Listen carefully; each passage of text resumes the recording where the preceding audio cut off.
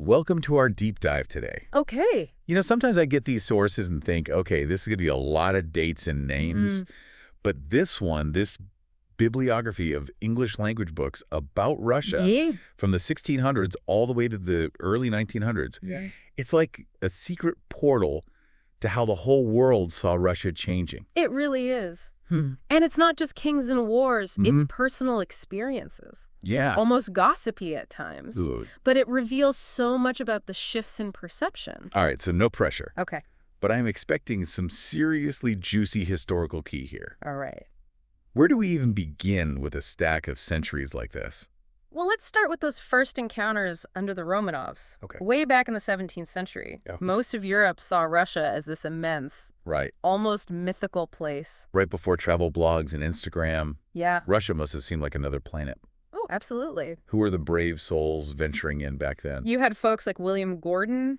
Imagine a pilot not soaring through the air, but navigating the wild Siberian rivers in the early 1600s. Wow. He lived among the Samod people. And his accounts aren't just about geography, but the daily life of a culture so different from his own. Wow. Talk about stepping outside your comfort zone. Really? But it wasn't just adventurers, right? Right. Didn't I see something about a botanist in the source list? Yes.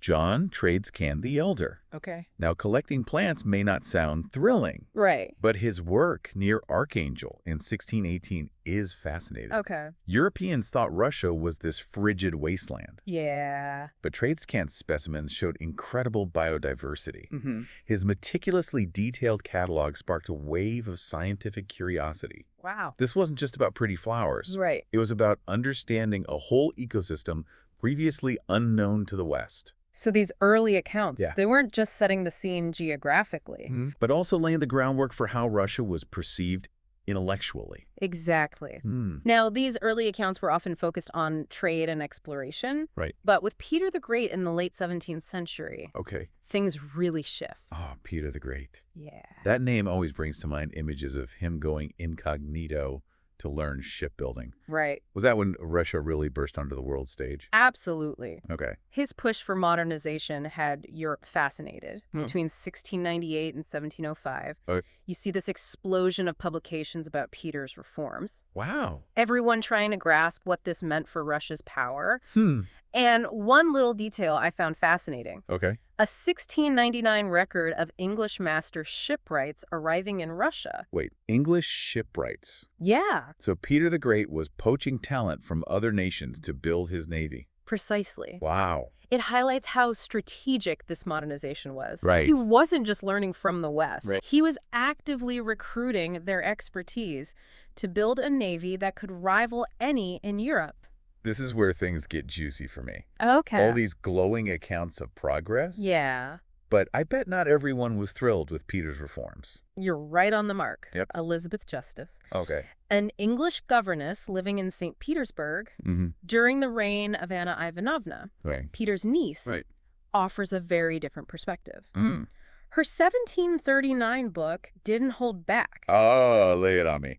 She called out the extravagance of the court, the stark contrast between the lavish lifestyles of the nobility and the poverty of the common people. Oh, wow. In one passage, she describes the courtiers as intoxicated with vanity and ambition, more interested in appearances than the welfare of their nation. Okay, so while Peter was building a powerful image on the world stage, back home, things weren't quite as rosy as some might have portrayed. And that's a crucial point. Right. These individual accounts show us how different perceptions can be. It wasn't just Russia good or Russia bad. Right. The reality was far more complex. This reminds me of that saying, history is written by the victors. Yeah. But in this case, it's more like history is written by whoever had a quill and a strong opinion. That's a good way to put it. But the story doesn't end there, does it? Not at all. Okay. As we move into the 18th century, we see a new kind of traveler, the grand tourist. Okay, time for a history refresh. Right.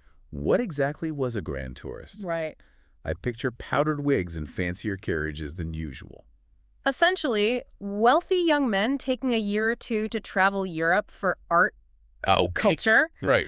and let's be honest, bragging rights. You do it. And Russia, with its exotic allure and growing imperial ambitions, was becoming a hotspot on their itineraries. So not exactly roughing it, then. Yeah. I imagine these accounts are more about palaces and parties than real insights into Russia. Some were. Okay. But we also start to see more nuanced observations. Okay, give me an example. Take Sir Nathaniel Raxall's account of St. Petersburg in 1774. Okay. He was a classic grand tourist, fascinated by the opulence of the Russian court.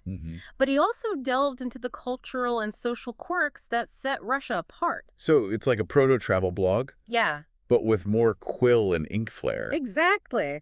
Did these grand tourists stick to the well-trodden paths? Right. Or were there any venturing off the beaten track?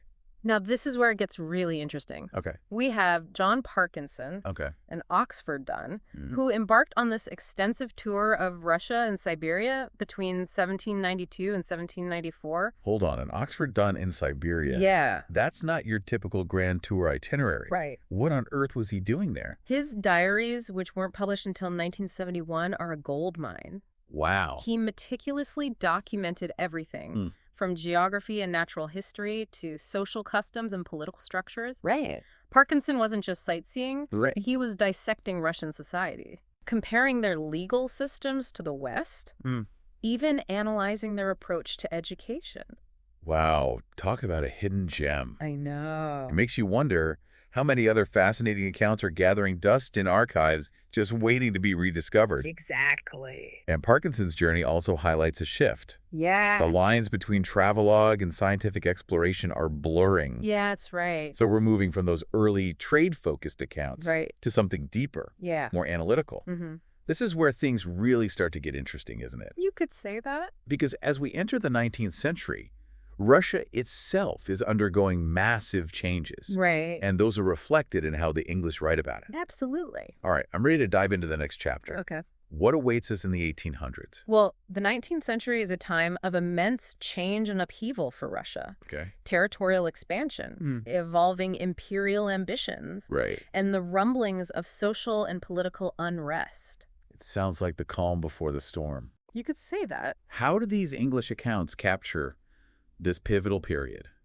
Sir John Carr offers a fascinating perspective. Okay. He was in Russia at the turn of the century, actually witnessed the impact of Napoleon's invasion. Wow. His 1803 account is full of shock and awe. Right. But his later work, published in 1831, shows a deeper understanding of Russia's resilience. Okay. He recognizes the nation's ability to bounce back from seemingly insurmountable challenges. So he went from documenting spectacle to recognizing Russia's inherent strength even in the face of defeat. Exactly.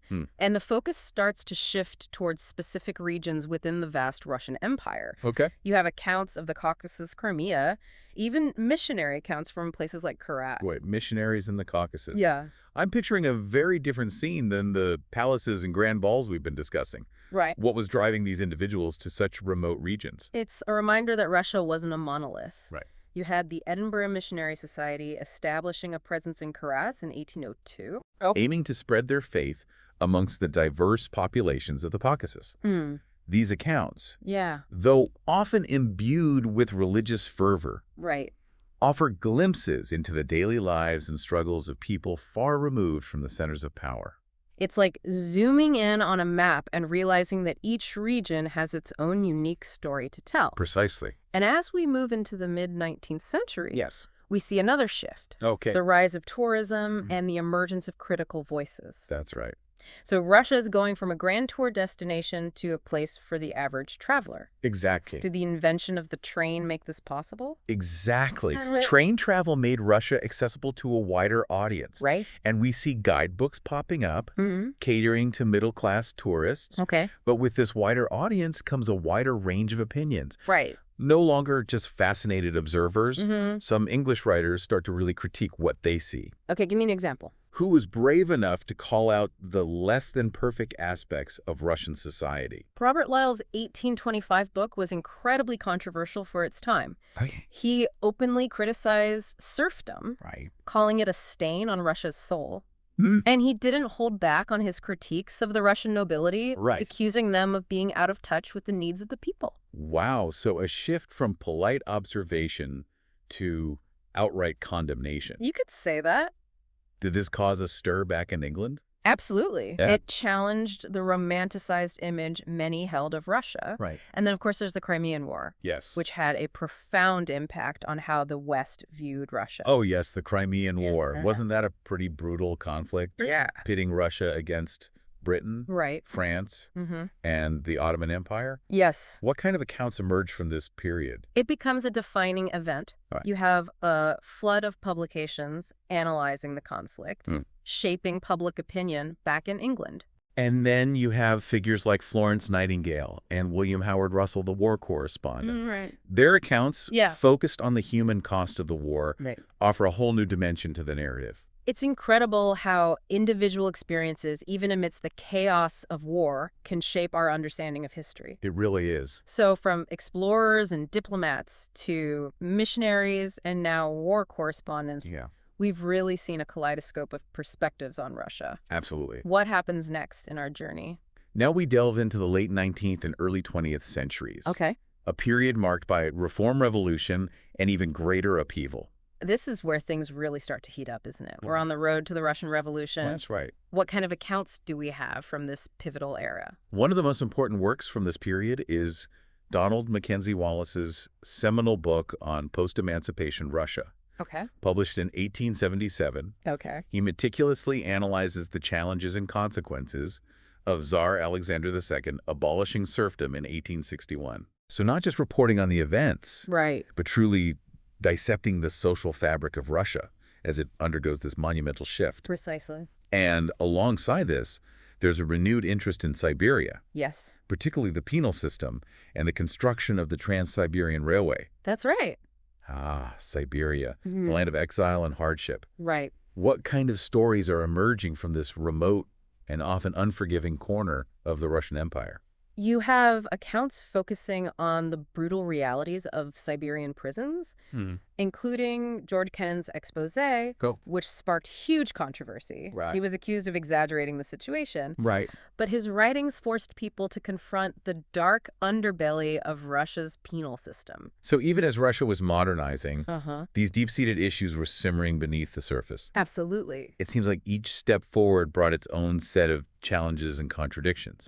And that's just a glimpse into the wealth of information and perspectives we'll uncover as we continue our deep dive into these English language accounts of Tsarist Russia. Absolutely. I'm already feeling overwhelmed. Yeah. But in the best way possible. I understand. It's like each account we discuss opens a new window into this complex and fascinating world. That's a great way to put it. Where does our journey take us next?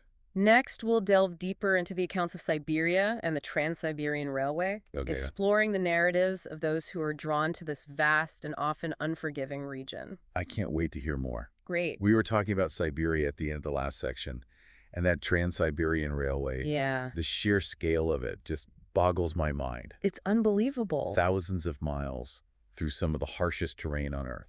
It was a monumental undertaking. And these accounts really capture the drama. It wasn't just about the engineering, but the human stories woven into its construction. Right. Think adventurers seeking fortune. Exiles hoping to rebuild their lives. Engineers pushing the limits of human ingenuity. It seems like Siberia was almost a character in itself. You could say that. A testing ground for both human resilience and ambition. Absolutely. Did these accounts explore that duality? Absolutely. Okay. You see the sense of Siberia as both a place of immense possibility and immense hardship. Right. The railway itself becomes a symbol of Russia's drive to connect East and West, to conquer nature and expand its influence. Yeah. But it also exposed the social and economic disparities that were simmering beneath the surface. So we're seeing this tension between progress and hardship, ambition and reality. And all of this is happening against the backdrop of a rapidly changing political landscape. Right. Didn't we mention that the Russo-Japanese War and the Revolution of 1905 were brewing? Yes, and these events cast a long shadow over how English writers perceived Russia. Okay. The Russo-Japanese War, which erupted in 1904, was a shock to many. Douglas' story. A war correspondent embedded with the Russian forces offers a gripping account of the conflict in his book, The Campaign with Kuropatkin. Okay. He doesn't shy away from the military blunders, the staggering losses, Right. the growing sense of disillusionment within Russia. So it's no longer just observing Russia from afar. Right. These writers are witnessing the cracks in the empire's facade firsthand. Yeah. Did this shift in perspective continue with the 1905 revolution? Absolutely. Okay. Maurice Baring, Okay. a journalist who was in St. Petersburg during those tumultuous days, Yeah. captures the chaos and violence in his book A Year in Russia, Okay. published in 1907. Okay. But he also highlights the hope and despair that gripped the nation. You see this sense of a society yearning for change, Right. grappling with the inequalities that had fueled the unrest. It sounds like these accounts offer a very visceral understanding of what it was like to live through these pivotal moments. They really do. Were there any voices that seemed to foreshadow the revolution that would eventually sweep away the Romanov dynasty? Stephen Graham stands out. Okay. He traveled extensively throughout Russia in the early 20th century, immersing himself in the lives of ordinary Russians. Right. His books like Undiscovered Russia and A Tramp's Sketches, both published in 1912, Okay. focus on the peasants, Right. the workers, Yeah. the pilgrims, Right. those who were often overlooked by other writers. So he's shifting the lens away from the elite Exactly. and focusing on the heart of Russian society. That's right. Did he pick up on any revolutionary sentiments brewing beneath the surface? His writings are incredibly insightful. Okay. He recognizes the growing discontent, the resentment towards the Tsarist regime, the yearning for a more just and equitable society. Yeah. One passage that struck me describes him talking to a group of peasants about the Tsar. Okay. They said, "He is a good man, but he is far away, Right. and the wolves are near." Wow, that's a powerful image. It is. The Tsar is a distant figure, unable to protect his people from the very real dangers they face daily. And as we approach the outbreak of World War I, Right. the political tensions in Europe are reaching a fever pitch. Yeah. Russia's entry into this global conflict would have consequences that rippled far beyond the battlefield. This is where our journey takes a truly dramatic turn. It really does. How do these English accounts depict Russia's entry into the Great War and the ensuing chaos?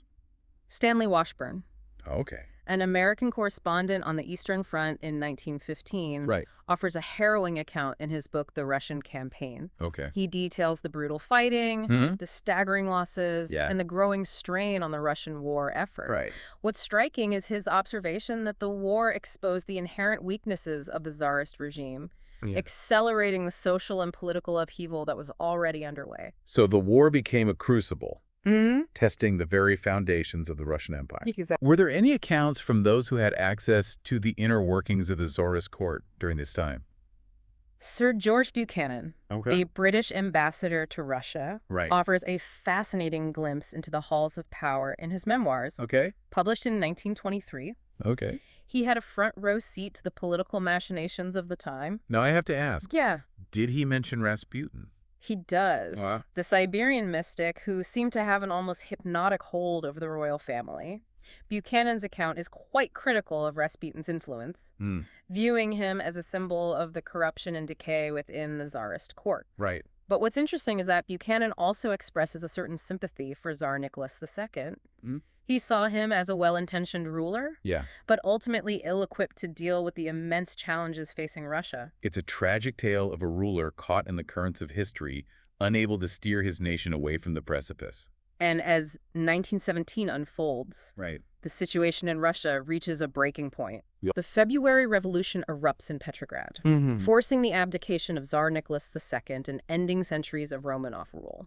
It's hard to overstate the significance of this event. It really is. It changed the course of Russian history and sent shockwaves throughout the world. Absolutely. How did these English writers capture the drama of this moment? Morgan Phillips Price, Okay. a British journalist who was in Petrograd during the February Revolution, offers a vivid account in his book War and Revolution in Asiatic Russia, published in 1918. He captures the euphoria and uncertainty that gripped the nation as the old order crumbled. It's a moment of immense historical significance, filled with both hope and trepidation. And as Russia plunges into a period of intense political upheaval, these English accounts offer a kaleidoscope of perspectives on the revolution, the Bolsheviks' rise to power and the ensuing civil war. It's a story that continues to fascinate and haunt us. A reminder of the fragility of empires and the enduring power of revolution. And the English writers, they don't just stop writing once the Tsar is gone, do they? Not at all. This story is far from over. Their accounts continue to chronicle the challenges and transformations of this new society. Right. The hopes and anxieties that accompany such a radical shift in the political landscape. But perhaps we should delve into those accounts in the next section, as they truly mark a new chapter in how Russia was perceived by the world. You're right. This feels like a natural break point. Okay. I'm already eager to hear what these writers had to say about the aftermath of the revolution, the rise of the Soviet Union, and how Russia found its footing in this new world order. Absolutely. It's incredible to think that we've journeyed from those early explorers navigating Siberian rivers. I know, right? To witnessing the fall of the Romanovs through the eyes of these English writers. It's quite a journey. What strikes me is how their accounts of Russia become even more fascinating. As the nation itself undergoes this radical transformation. You're absolutely right. Yeah. The revolution wasn't just a political upheaval. Right. It was a seismic shift in how the world viewed Russia. And these English writers, many of whom had been sympathetic to Russia before the revolution, found themselves grappling with the complexities of this new reality. It must have been a truly disorienting time for them. Oh, absolutely. Everything they thought they knew about Russia was suddenly upended. Everything's changed. Did their accounts reflect this sense of confusion and uncertainty? Absolutely. Okay. Some embrace the change, seeing the revolution as a necessary step towards a more just society. Okay. Others were horrified by the violence and the upheaval, Right. questioning whether the ends justified the means. Right. Their writings capture this spectrum of responses, highlighting the complexities of a world in flux. It's fascinating to consider how their pre-existing views of Russia might have colored their interpretations of the revolution. Were there any who wholeheartedly aligned themselves with the Bolsheviks? John Reed stands out, an American journalist. His book, 10 Days That Shook the World, published in 1919, became a classic account of the October Revolution. He presents it as a triumph of the working class, a victory for the oppressed against their oppressors. His writing is passionate, almost poetic at times, reflecting his fervent belief in the Bolshevik cause. Reed's books certainly captured the imaginations of many around the world who were inspired by the ideals of the revolution. But as you mentioned earlier, not everyone shared his enthusiasm. Exactly. There were many who saw the Bolsheviks as a dangerous force, a threat to stability and order. Their accounts offer a counterpoint to Reed's romanticized view, emphasizing the violence, political repression, the economic turmoil that accompanied the revolution and the Civil War. So we have this fascinating dichotomy. Those who saw the revolution as a beacon of hope. And those who saw it as a descent into chaos. Exactly. Did these English writers ever engage in direct debate or dialogue with each other through their writings? Well, while not always directly engaging with each other, their contrasting accounts provide a rich tapestry of perspectives on this tumultuous period. They challenge us to think critically about the narratives that have been constructed around the Russian Revolution and to recognize that history is rarely black and white. It's a messy, complex, and often contradictory affair. It reminds us that every historical event is experienced and interpreted differently. It really is. Depending on one's positionality and worldview. It does. And amidst all this ideological debate, the Civil War was raging on, wasn't it? It was. Did these English writers continue to chronicle the human cost of this conflict? Yes. Their accounts from this period are filled with stories of suffering, sacrifice, and resilience. They document the hardships faced by ordinary people caught in the crossfire. The political maneuvering of the various factions vying for power, and the brutal realities of war. Their writings serve as a powerful reminder of the enduring human cost of political upheaval. It's the theme that resonates throughout history, isn't it? It is. The quest for power, the struggle for freedom, the price of progress. These are all threads that weave through the human story. And as the Civil War came to an end and the Soviet Union consolidated its power, these English writers didn't just pack up their bags and go home. They continued to observe, to analyze, to try to make sense of this new Russia that was emerging from the ashes of the Tsarist regime. It's like we've gone from peering through a keyhole at this distant and mysterious land to having a front row seat to one of the most pivotal moments in human history. And these English writers, through their diverse perspectives and experiences, have left us with an invaluable record of this transformation. Their accounts offer a window into the complexities of revolution, the challenges of building a new society, and the enduring human spirit that perseveres even in the face of immense adversity. It's been an incredible journey through these sources, hasn't it? It really has. From those early explorers to the grand tourists, the missionaries, the war correspondents. And finally, to those who witnessed the birth of the Soviet Union. Absolutely. We've seen Russia through a multitude of lenses. And what's truly remarkable is that each account adds another layer of understanding, another brushstroke to this vast and intricate portrait of Russia during a period of profound change. It's a testament to the power of individual stories to illuminate the grand sweep of history. It is. To make us think, feel, and question the narratives that shape our understanding of the world. And for you, as you continue to explore these sources, the journey doesn't end here. What resonates with you? What challenges your assumptions? What stories stay with you long after you close the book? These are the questions that keep history alive and relevant. Because ultimately, that's what these deep dives are all about. Absolutely. They're about sparking curiosity, encouraging critical thinking, and reminding us that the past is never truly past. That's right. It continues to shape the present and the future in ways we may not always fully grasp. So thank you for joining us on this exploration of English writings about Tsarist Russia. It's been a pleasure. We hope it's left you with a deeper appreciation for the complexities of history. It has. And a desire to continue exploring the many stories that have shaped our world. Absolutely. I second that. Thanks for listening, everybody.